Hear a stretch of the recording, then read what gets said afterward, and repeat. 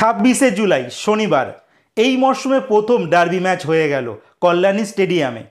আর এই ম্যাচ শুরুর আগে কিন্তু সবাই আন্দাজ করছিল মোহনবাগান হয়তো ম্যাচটা জিততে পারবে, কারণ মোহনবাগান ধারে বারে কিন্তু এই বছর অনেক বেটার ফুটবল খেলছে সিএফএলে। আর এই সিএফএলের কিন্তু এটা প্রথম ডার্বি এই বছরে। লাস্ট ইয়ারের ডার্বি কিন্তু ইস্টবেঙ্গল দল মোহনবাগান সুপার জায়েন্টকে 2-1 গোলে হারিয়ে দিয়েছিল। তো যথারীতি মোহনবাগানের কাছে কিন্তু একটা প্রেস্টিজিয়াস কিন্তু একটা লড়াই রয়ে গেল যে লাস্ট ইয়ারে বদলা তাদের নিতে হবে। আর এখানে তো আর সিনিয়র প্লেয়াররা খেলে না, মানে বিদেশি খেলোয়াড়রাও কিন্তু এখানে খেলে না। তো সেই ক্ষেত্রে মোহনবাগানের যে রিজার্ভ দল আছে তাদের কাছে যথেষ্ট চ্যালেঞ্জিং ছিল এই ম্যাচটি জয়লাভ করার জন্য।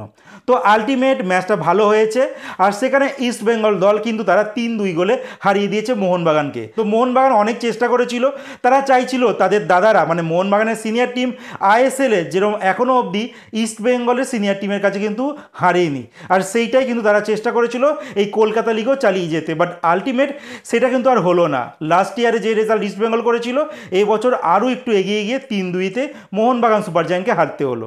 তো এই ম্যাচে কি ঘটেছে সেটা একবার তোমাদের বলে দিই। তো এই ম্যাচে সবার প্রথম ইস্টবেঙ্গল দল 9 মিনিটের মাথায় জেসিন টিকের করা গোল থেকে 1-0 গোলে এগিয়ে যায়। তারপর মোহনবাগান দল দারুণ সুযোগ পেয়েছিল, কিয়ান নাসিরি একটা শট মারে, সেটা গোল পোস্টে লেগে রিটার্ন চলে আসে, না হলে কিন্তু মোহনবাগান 1-1 করে নিতে পারতো। তো খেলা প্রথম হাফে একদম শেষের দিকে সেখানে সায়ন ব্যানার্জি গোলকিপারকে একা পেয়ে ডচ করে গোল করে দেয়, আর ইস্টবেঙ্গল দল তারা 2-0 গোলে কিন্তু এগিয়ে প্রথম হাফটা শেষ করে। দ্বিতীয় হাফে মোহনবাগান তেড়ে পুড়ে লাগে, ম্যাচটা যেমন করে হোক কিছু করতে হবে।